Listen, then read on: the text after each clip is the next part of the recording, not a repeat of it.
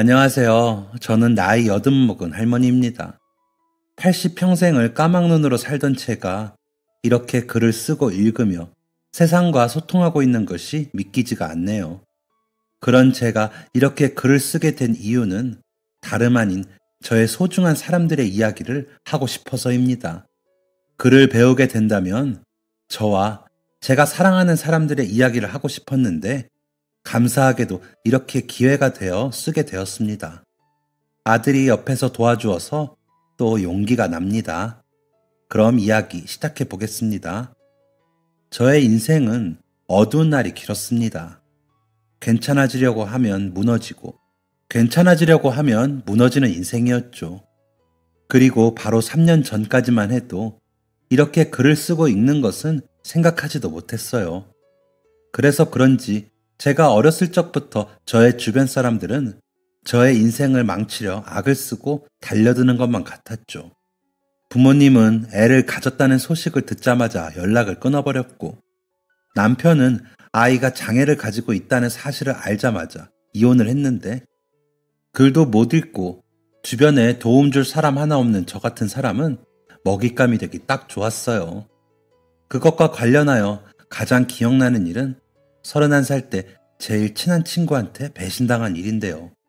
그 일만 생각하면 속에서 천불이 납니다. 그 친구는 저를 도와줄 가족이 아무도 없어 큰 어려움에 시달리고 있을 때 저희 집에 매일 찾아와 군말 없이 어려운 부분을 메꿔주던 친구였습니다. 아무것도 가진 것이 없는 저에게 선뜻 손을 내밀며 삶에서 가장 어려웠던 부분을 막아주고 어루만져주는 친구라고 믿고 있었기에 항상 고마운 마음을 가지고 살았습니다.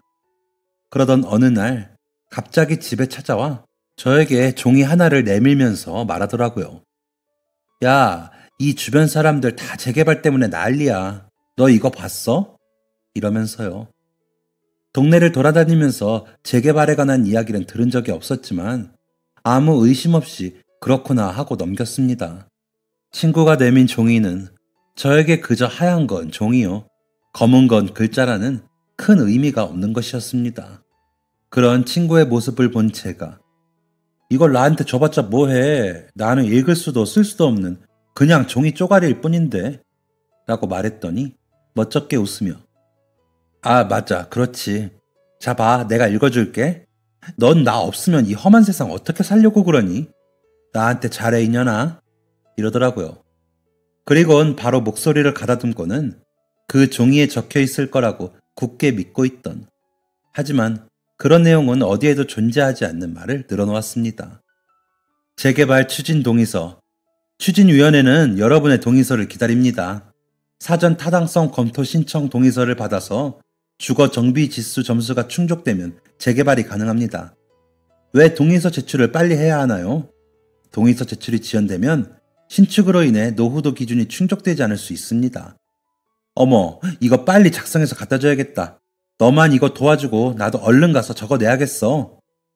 그 말을 듣고는 마음이 급해지기도 하면서도 재개발이 되면 나랑 아들은 어디 가서 사나 싶은 마음이 먼저 들었습니다.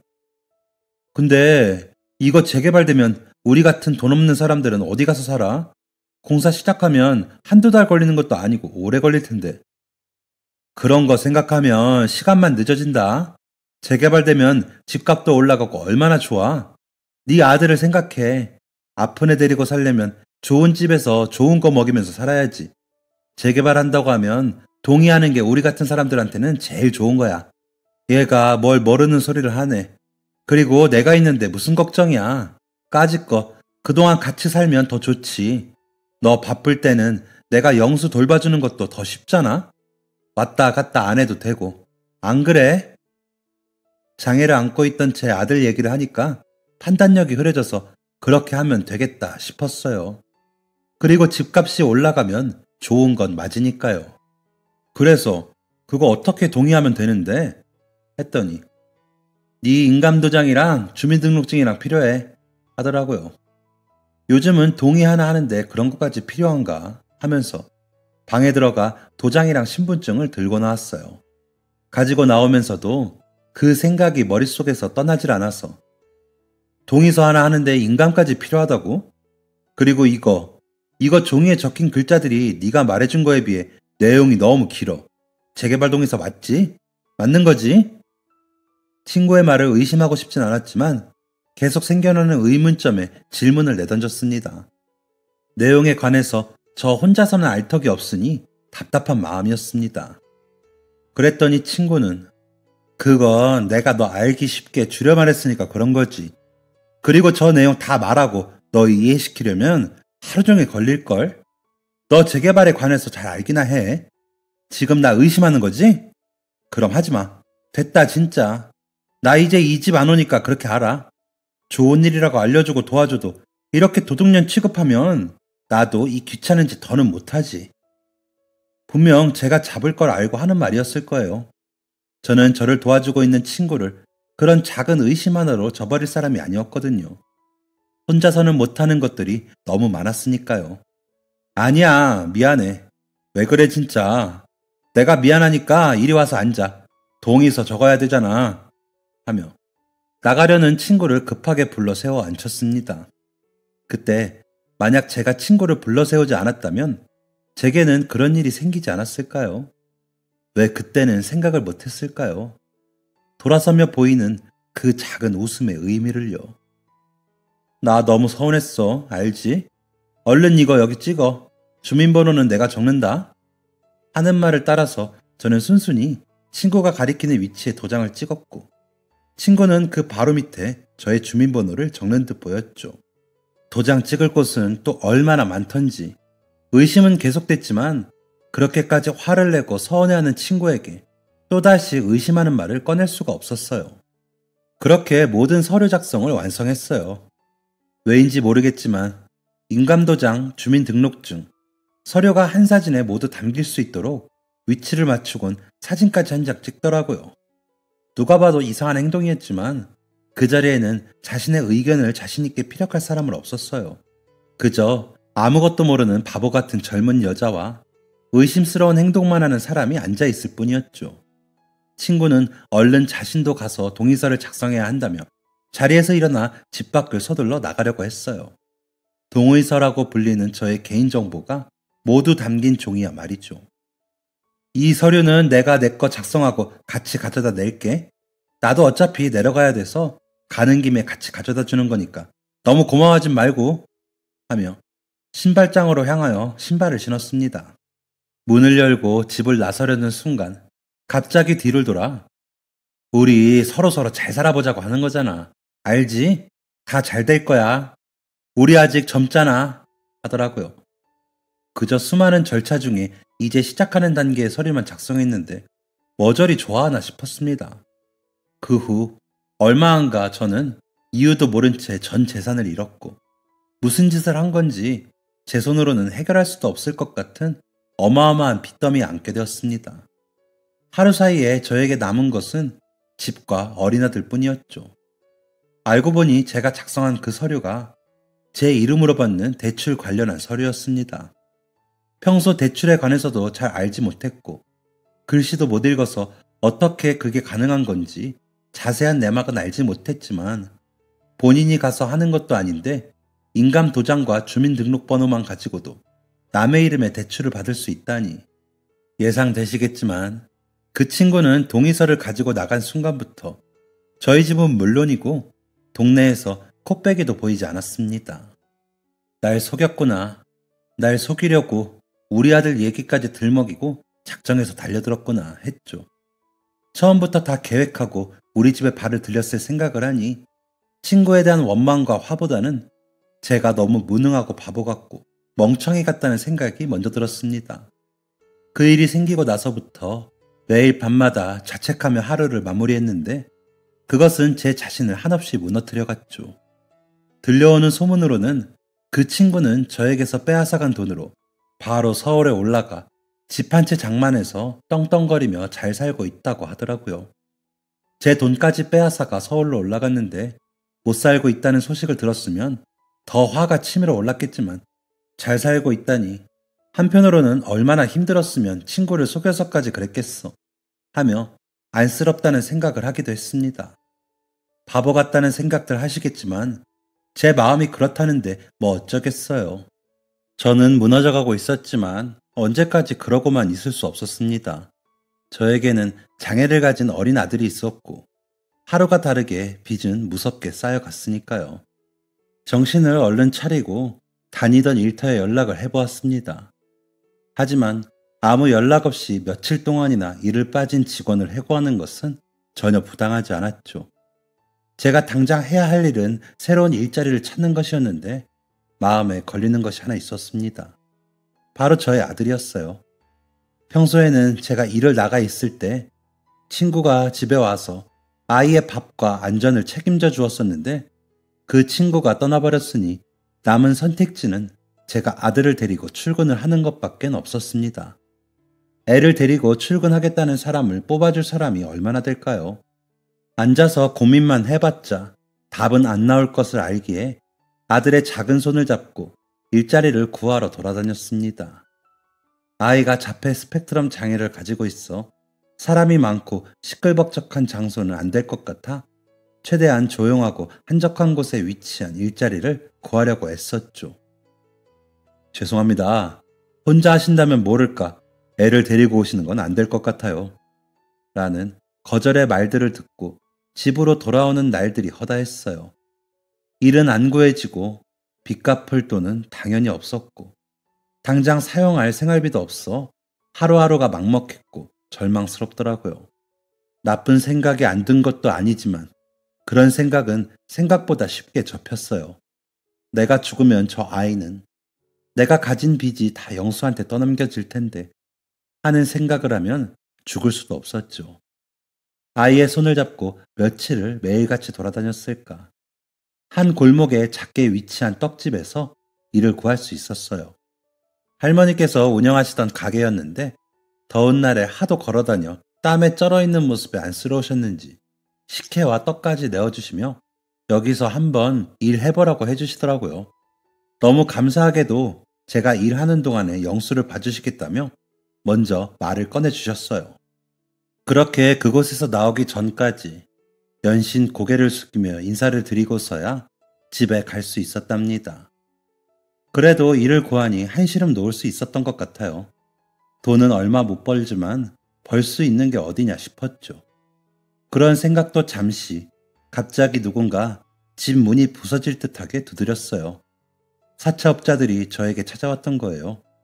놀란 마음에 허둥지둥 뭐부터 해야 하지? 머리가 복잡했고 손은 벌벌 떨리고 눈에서는 눈물이 났어요.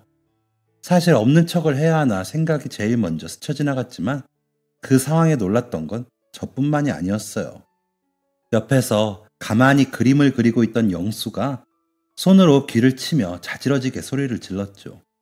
그제서야 정신을 조금 차리고 영수를 안아들어 방으로 들여보냈고 등을 두드려주며 괜찮다고 여기 가만히 있으라고 말을 해주곤 방문을 닫고 나왔어요. 문 밖에서는 아직도 사채업자들이 문을 두드리고 있었죠. 안에 사람이 있는 소리를 들어서 더 격렬해진 소리였어요. 깊은 숨을 한번 후 하고 내쉬었는데 여전히 손이 떨렸고 눈물이 쉴 새 없이 났죠. 집 문을 조심스레 열어보니 득달같이 저에게 욕을 퍼붓더라고요. 지나고 보니 정신이 반쯤 나가 있던 게 다행이었던 것 같아요. 앞에서 뭐라고 나쁜 말로 소리치는데 정신이 나가 있어 뭐라고 하는지 하나도 안 들렸었습니다. 고개를 숙이며 죄송합니다. 얼른 갚을게요. 아직은 드릴 수 있는 돈이 없으니 조금만 기다려주세요. 라는 말을 여러 번 반복했을까. 얼른 안 갚으면 찾아올 거니까 처신 잘하는 게 좋을 거라고 하며 떠나더라고요. 그날의 상황은 그렇게 마무리가 되었지만 언제 어디서 그런 일들이 또 저에게 생길까 두려워서 저녁에는 잠을 못 잤어요. 항상 신경이 예민해져 있었고 몸과 마음이 피폐해져 갔죠. 그런 상황에서도 저는 살기 위해 밖에서는 아무렇지 않은 척을 했어야 했어요. 살아갈 수 있는 방법은 오직 돈을 버는 것밖에 없었으니까요. 떡집 아르바이트로는 당장의 생활비를 아무리 줄여도 턱없이 부족했기에 저녁에는 나물 파는 일을 하기로 했어요. 떡집은 손님이 가장 많이 들리는 시간인 오전 7시에서 오후 4시까지 일을 했고 퇴근하고서는 바로 나물이든 바구니를 들고 사람들이 많이 지나는 길목에 가 돗자리를 펴고 나무를 팔았죠. 다행히 영수는 할머니께서 저녁 시간대까지 맡아주기로 하셨어요. 나무를 사가셨던 손님은 대부분 퇴근 시간에 맞춰 장을 보는 어머님들이셨습니다. 그 당시에 제가 가장 부러웠던 것은 여유로운 일상을 보내다가 장을 봐서 가족을 위해 정성 가득한 밥을 하는 그런 모든 사람들에게 있는 평범한 일상이었어요. 저는 아이가 먹고 싶어 하는 것 한 개 사주지도 못하고 때를 써도 그냥 모르는 척 지나갈 수밖에 없어 너무 괴로웠는데 다른 사람들에겐 그거 정도는 하나 사줘도 생활에 전혀 문제가 없다는 것을 자꾸 비교하게 되더라고요. 그리고 저의 죄를 아이에게 연대 책임을 묻게 하는 기분도 들었죠. 차라리 아이를 보육원에 맡길까 하는 생각도 했어요. 그곳에서는 따뜻한 밥도 맛있는 간식도 저보다 더 많이 챙겨줄 테니까요. 근데 제가 안 되겠더라고요. 그러기에는 제가 영수를 너무 사랑해서 안 되겠더라고요. 떡집과 나물 파는 일을 한 3년 정도 병행했을 무렵 일이 생겨버리고 말았죠. 제 인생을 뒤흔든 일이 말이에요.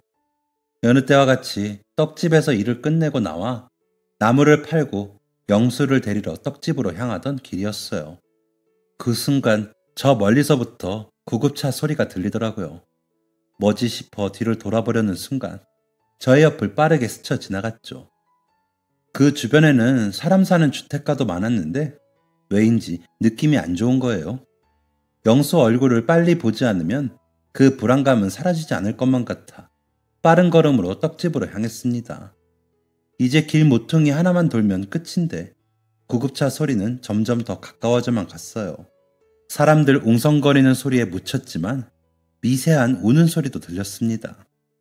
빨리 걷던 걸음을 서서히 늦추고 설마 하는 마음으로 천천히 다가가는데 저희 영수가 들것에 실려 나오는 모습이 보이는 겁니다. 그 자리에서 멈춰서 내가 보고 있는 게 맞나 싶어 그대로 실리는 것을 쳐다만 보고 있었습니다. 이미 눈물은 고일 대로 고여 앞은 흐렸고 부정하고 싶었지만 할머니께서 영수의 이름을 연신 외치며 울고 계시는 모습을 보니 우리 영수가 맞구나 싶더라고요. 들고 있던 짐들을 모조리 그 자리에 떨구고 천천히 영수의 이름을 부르며 다가갔습니다. 점점 더 선명해지는 아들의 모습에 다리에 힘이 풀렸고 그 자리에 주저앉아 목 놓아 울었습니다. 구급차에 보호자가 한 명 탈 수 있었는데 저는 영수의 모습을 더 이상 볼 수가 없어 할머니를 대신 태워보냈죠. 차가 떠난 후 옆에 있던 사람들이 불러준 택시를 타고 뒤따라 병원을 가니 모두가 가만히 서서 제가 다가오기만을 기다린 듯 저만을 쳐다보고 있더라고요. 침대에는 하얀 천이 머리끝까지 덮여있는 작은 사람이 있었어요. 영수였죠. 의사 선생님은 살리지 못해 죄송하다고 말씀을 하시며 사망 시간을 알려주셨습니다. 오면서 살아있기만 해달라고 기도했는데 와보니 이미 세상 사람이 아닌 모습을 하고 있었습니다. 할머니께서는 저를 안으시면서 미안하다고 내가 잘못 본 탓이라고 하시더라고요. 어떻게 된 일인지 설명을 해주셨는데 할머니께서 손님과 상대하고 있던 그 몇 분 사이에 어떻게 찾았는지 방에 있던 쥐약을 혼자 마셨더랍니다. 할머니를 탓하는 생각이 안 들었다면 거짓이겠죠. 죄송할 일 아니라고 말씀을 드리면서도 속으로는 사실 탓하고 있었어요. 그걸 왜 거기에 둬서 그 위험한 걸 왜 애랑 같이 있는 공간에 둬서 이 상황을 만들었냐고요. 하지만 그 상황에서는 그 누구의 잘못도 없었습니다. 그 공간은 애초에 할머니의 공간이었고 쥐약 정도는 집에 있을 수 있었고 할머니는 할머니의 가게에서 잠시 일을 하고 계셨던 거였으니까요. 잘못이 있었다면 저에게 있었습니다. 모든 것은 제 탓입니다. 제가 그 서류에 도장만 안 찍었더라면 그런 일을 일어나지 않았을 거니까요. 그 일이 있고 나서는 떡집 일을 그만두었습니다. 집에 틀어박혀 아무것도 먹지 않고 아무 움직임도 없이 누워만 있었습니다. 정말로 죽을 생각으로요. 영수가 없다면 저는 살아있을 이유가 없었어요. 할머니께서는 매일 집 앞으로 찾아와 문 밖에서 저의 기척이 느껴질 때까지 서 계시다가 밥 먹고 얼른 기운 차려서 언제든지 떡집으로 돌아오라고 갖가지 반찬들을 두고 가셨고 매일 적게라도 돈을 보내던 저의 연락이 끊기자 사채업자들도 다시 집으로 찾아와 문을 두드렸어요. 이젠 무섭지도 않더라고요. 지킬 것이 없으니 무서울 것도 없다고 생각했어요. 그렇게 시간이 지났을까? 사람이 그렇게 쉽게 죽지 못하는 걸 알게 됐죠. 왜 이 세상은 내가 하고 싶은 것 하나 제대로 할 수 있게 도와주는 일이 없나 생각했어요. 그 와중에 배가 너무 고프고 무언가 입에 집어넣고 싶은 저한테 너무 화가 나더라고요. 무의식적으로 죽는 게 겁이 났던 거예요. 그래서 아무것도 안 하고 누워있는 것 외에 다른 시도를 안 했던 거죠. 영수는 그렇게 고통스럽게 혼자 죽어갔는데 엄마라는 사람은 그 고통 한번 겪고 싶지 않아서 그 와중에 먹고 싶고 그 와중에 겁을 내고 있었던 거예요. 참 지긋지긋한 인생이다 싶었죠. 그런 생각을 하고 있을 무렵 할머니께서 또 찾아오셨어요. 갑자기 그 인자한 얼굴이 너무 그립고 보고 싶어서 조심스레 문을 열었는데 수척해진 할머니의 모습이 보였어요. 할머니도 저와 같은 마음이셨을 건데 저를 매일같이 찾아와 주셨던 거예요. 그 모습을 보니 눈물이 빵 터져버렸어요. 아이같이 할머니를 부둥켜 안고 계속 울었어요. 할머니께서는 저의 등을 계속 다독여 주셨는데 다 울고 나서 저의 한쪽 어깨가 젖어 있던 것을 보니 할머니께서도 울고 계셨나 봐요. 한참을 신발장 앞에서 울고 나서야 집 안으로 할머니를 모셨습니다. 양손 가득 저에게 먹일 음식들을 들고 오셨죠. 할머니께서는 내 마음도 지금 이렇게 찢어지는데 너는 어떻겠어? 내가 감히 헤아릴 수 없게 아플 거 다 아는데 그래도 먹고 어떻게든 살아야 되지 않겠냐? 죽지 못해 산다는 말이 왜 있겠어? 그 마음 다 아는데 근데 그러지 마. 그런 선택은 좋은 선택이 아니야. 하는 말씀을 하시더라고요. 저도 알고 있었어요. 제가 하고 있는 모든 생각과 행동들은 좋은 선택이 아니라는 것을요. 그날 할머니가 정성스럽게 차려주신 한상이 아직도 생각납니다. 제가 좋아하던 밥상이었죠. 제가 떡집에서 일을 하고 있을 동안에 할머니께서는 영수를 돌보시면서 제가 나물 팔러 가기 전에 먹고 갈 음식을 하고 계셨어요. 그 중에서 가장 좋아했던 밥상은 김치찌개와 계란말이가 있는 밥상인데 살면서 할머니가 해주시던 김치찌개보다 더 맛있는 김치찌개는 먹어본 적이 없는 것 같았어요. 처음 먹었을 때 너무 맛있어서 어쩜 이렇게 맛있냐고 비결이 있는 거냐고 여쭤봤는데 알고 보니 떡집을 차리시기 전에 김치찌개집을 운영하셨더라고요. 꽤나 장사가 잘 됐었고 큰 돈을 벌었다고 하셨어요. 하지만 후에 어머니가 하시던 떡집을 물려받으시면서 김치찌개 장사를 그만두셨고요. 그렇게 제가 잘 먹고 좋아했던 음식을 기억하시고는 제가 집에만 틀어박혀 있을 때 매번 같은 음식을 해다 주셨어요. 그날 먹었던 김치찌개는 특히 더 맛있었고 저에게 삶의 용기를 다시 심어준 소중한 밥상이었습니다. 기운을 조금 차리니 할머니께서는 너만 괜찮다면 우리 떡집 다시 와서 일해줬으면 해 라고 해주셨지만 저는 영수의 흔적이 있는 곳에 다시 갈 용기가 없었어요. 그래서 제안은 감사하지만 혼자서 다시 일어나 보겠다고 말씀드렸죠. 할머니는 그런 제 손을 꼭 잡더니 그럼 가게 하나 해보겠냐며 자신이 돈을 모두 댈 테니 걱정 말고 새 인생 살아보겠냐고 물으시더라고요. 그때 저는 그렇게 하겠다고 염치불고하고 고개를 끄덕였습니다. 바쁘게 살면 아들을 먼저 보낸 것을 조금이라도 잊을 수 있을 것 같았고 그러면 내가 다시 살 수 있을 것 같았습니다. 그렇게 제안을 받아들이고 우선 집부터 이사하기로 했어요. 영수와 함께 했던 공간이 너무 소중했지만 그런 생각들이 저를 나약하게 할 것만 같았죠. 원래 살던 집보다 더 작은 집으로 이사가면서 생긴 돈은 빚 갚는 것에 사용했고 생활비를 쪼개어 할머니가 해주시던 그 찌개 맛을 내기 위해 연습 또 연습했습니다. 영수를 잊을 순 없었지만 무언가에 몰두할 때 아들에 대한 후회는 저에게서 한 걸음 멀리 떨어져 있어 주었습니다. 그러고 있을 무렵 할머니께서 가게를 계약하고 저에게 계약서를 내미셨습니다. 할머니의 도움으로 일은 순조롭게 진행되었습니다. 가게를 열고 한 달 이내로 가게를 찾아온 손님은 20팀도 채 안 되었어요. 손님이 아예 없는 날도 있었고, 들어왔다가 김치찌개 단일 메뉴인 것만 확인하시고 나가는 분들도 계셨죠. 그래도 저는 그래 이제 한 달 됐어. 다음 달에는 더 오시겠지 했습니다. 다음 달이 되고 그 다음 달이 되고 시간은 흘렀지만 상황은 나아지지 않았습니다. 매출은 안 나오고 여기저기 돈 나갈 곳은 많고 그때마다 할머니께서 도와주셨지만 언제까지 도움을 받을 수만은 없었습니다. 힘들 때마다 가게는 그만두고 다시 다른 일을 구해봐야 하나 생각했지만 그때마다 할머니께서는 옆에서 저를 지탱해 주셨습니다. 오는 손님들이 또 오시게 만들다 보면 나도 모르게 가게는 손님들로 북적이게 되더라. 그러니까 손님 한 분 한 분께 최선을 다하며 오늘에만 집중해봐. 미래의 걱정은 잠시 잊어.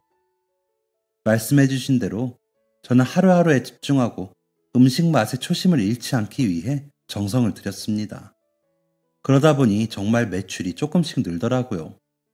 그렇게 먹고 살만하게 그 자리에서 10년 정도 장사를 했을까. 여느 때와 같이 매장에서 일을 하고 있는데 전화가 한 통 왔습니다. 병원에서요.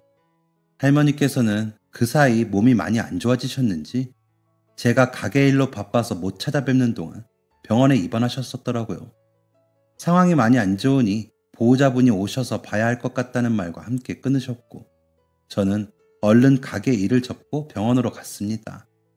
간호사님께서는 할머니가 입원하시고 나서 한 명도 병문안을 온 적이 없다고 하셨어요. 할머니가 상태가 많이 안 좋아지신 후에야 저의 연락처를 말씀하시며 절 불러달라 하셨답니다. 애타는 마음으로 얼른 할머니께서 계신 병실로 향했더니 할머니는 제가 알던 할머니가 아니었습니다. 너무 야이셨더라고요. 할머니가 간호사분께 왜 저에게 연락을 해서 불러달라 하셨는지 직감할 수 있었습니다. 마지막을 고하시려 했겠죠.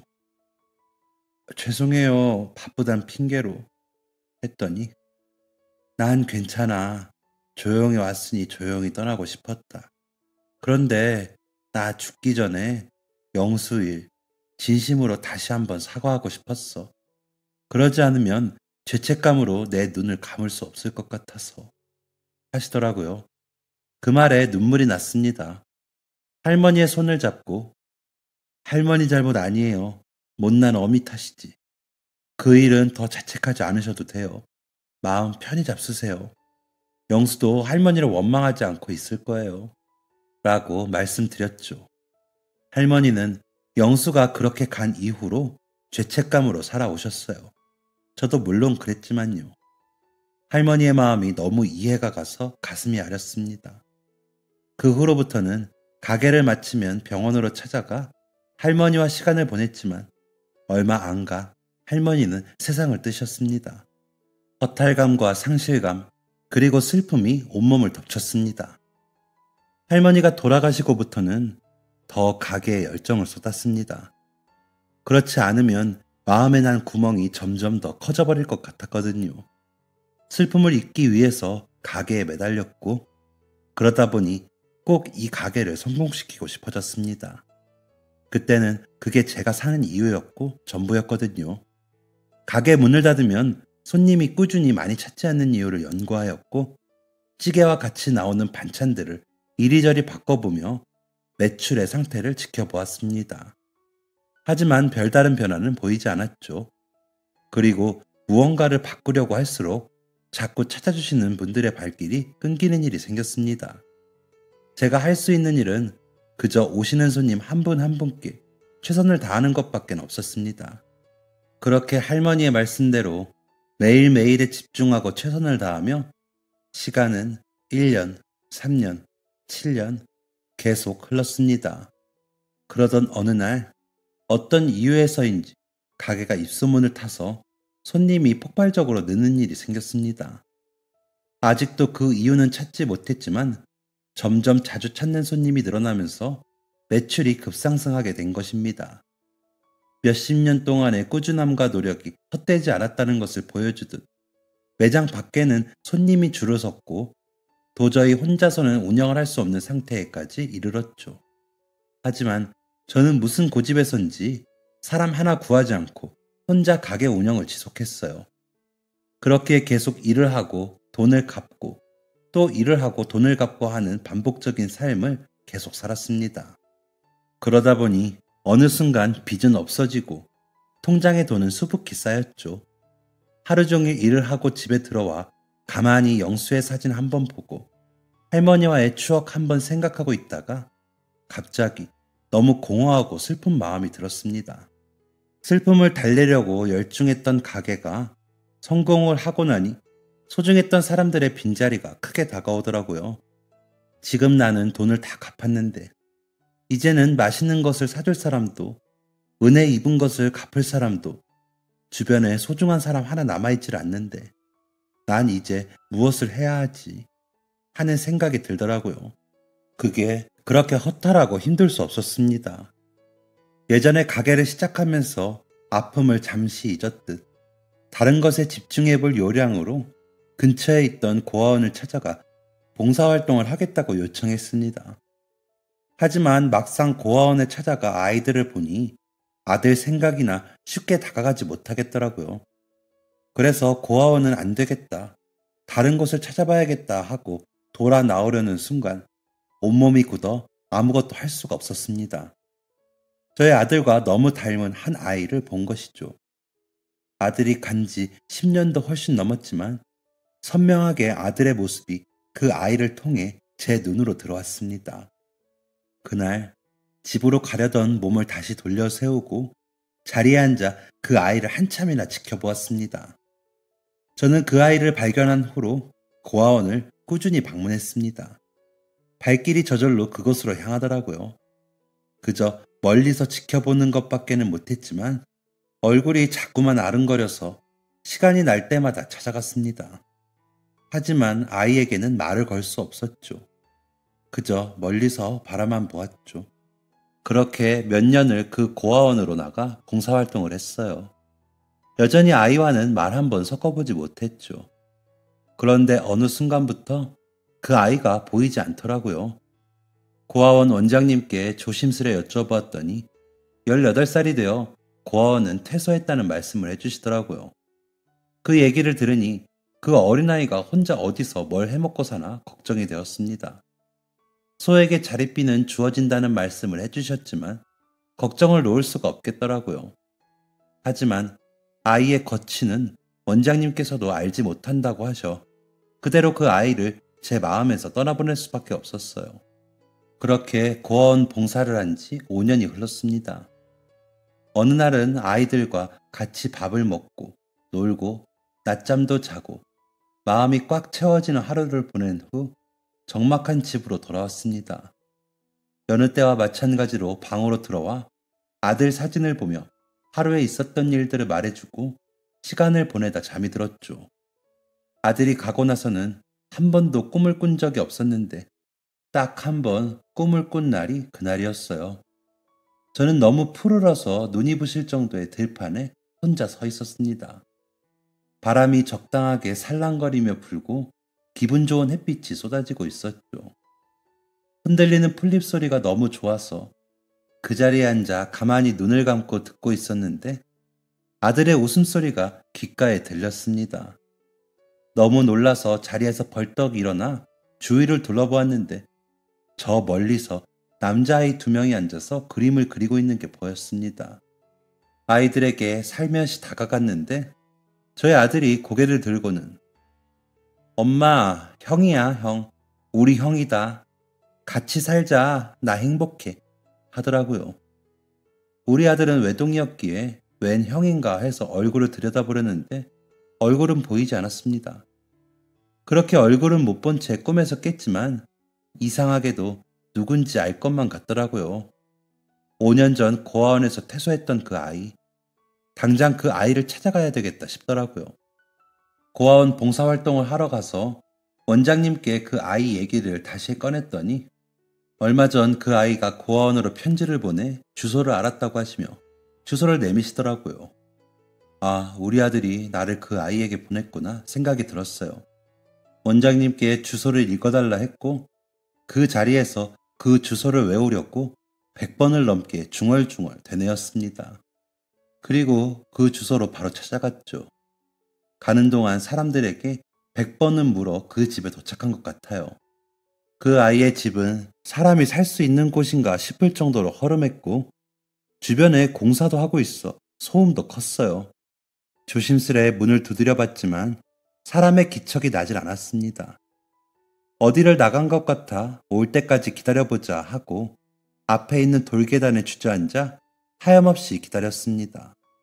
아침에 도착하여 어둑해진 하늘을 보고 있을 무렵 누군가의 기척이 들렸습니다. 봉사 선생님? 하며 다가오더라고요. 저를 몰라볼 거라 생각해서 뭐라고 설명을 해야 할지, 어디서부터 말을 꺼내야 할지 걱정했는데 다행히 저를 바로 알아봐 줬습니다. 너무 반가워서 자리에서 벌떡 일어났지만 아들을 꼭 닮은 그 눈을 보니 또 자신이 없어지더라고요. 그러고 있는데 오랜만에 뵙네요. 추운데 여기 앉아서 뭐 하세요? 묻더라고요. 너 기다렸어. 아이와 처음으로 대화를 하는 순간이었습니다. 그랬더니 아이가 누추하지만 추우니 들어오시겠냐며 저를 안으려 들였습니다. 아르바이트 하고 왔어요. 이 집은 곧 나가야 돼서요. 살 곳 구하려면 열심히 돈 벌어야 하거든요. 왜? 했더니 저거 못 보셨어요? 여기 철거한대요. 너무 낡아서 없애고 아파트 짓는데요. 라더라고요. 문 앞쪽에 무슨 종이가 붙어 있는 건 봤지만 글을 못 읽으니 모르고 있었습니다. 지금은 읽을 수 있지만 그때 제가 읽지 못하던 그 네 글자는 철거 예정이었습니다. 저는 아이에게 제가 살아온 이야기와 어젯밤 꿈을 꾼 이야기, 그리고 죽은 아들과 너무 닮아서 제가 말 한마디 걸어볼 수 없었다는 이야기를 했습니다. 그러자 아이가 놀라더라고요. 자기도 늘 저를 보면서 다가가고 싶었지만 눈에 슬픔이 가득해서 쉽지 않았다면서 말이죠. 그래서 아이에게 조심스럽게 물었습니다. 갈 곳 없으면 당분간 우리 집으로 와서 지내겠냐고 말이죠. 지금 당장 대답 안 해도 된다고 생각해보고 괜찮겠으면 찾아오라고 말이죠. 그리고 주소를 불러주고 집으로 돌아왔습니다. 집에 돌아와서 집을 보니 만약 아이가 온다면 집이 너무 작을 수도 있겠구나 싶더라고요. 집을 줄이면서 이사 오고 돈을 많이 번 후에도 이사를 갈 생각은 못하고 살았거든요. 삶의 목표가 없었으니 집을 늘리는 것도 별 의미가 없었죠. 그렇게 집을 보며 만약 아이가 오면 이사를 해야겠구나 하는 생각은 들었습니다. 그리고 며칠 후 인기척에 나가보니 아이가 짐을 바리바리 싸서 왔더라고요. 아이에게 와줘서 고맙다고 하며 밥을 차려줬습니다. 아직도 아이만 보면 가슴이 두근거리던 제게 아이가 먼저 말을 꺼내주었습니다. 사실요, 저 봉사 선생님이 제 엄마였으면 좋겠다는 생각을 많이 했었어요. 선생님이 고아원 친구들과 놀아주시는 모습, 음식 해주시던 모습 볼 때마다 나도 선생님 같은 엄마가 있으면 좋겠다는 생각을 많이 했었어요. 그리고 매일 밤마다 기도하고 잤었어요. 어린 마음에 선생님 같은 엄마 생기게 해달라고요.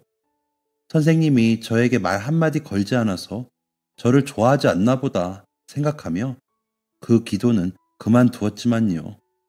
그래서 아이의 손을 꼭 잡으며 엄마는 무슨 할머니지. 이렇게 나이 많은 엄마가 어딨어. 했더니 아이가 웃더라고요. 그렇게 아이는 집에서 지내게 되었습니다. 집은 이사를 계획했습니다. 아이에게 좀 더 큰 방을 주고 싶어서요. 아이를 보면 아들 생각이 나서 두근거리던 마음이 점점 사라지고 아이를 온전한 아이 모습대로 좋아지기 시작하더라고요.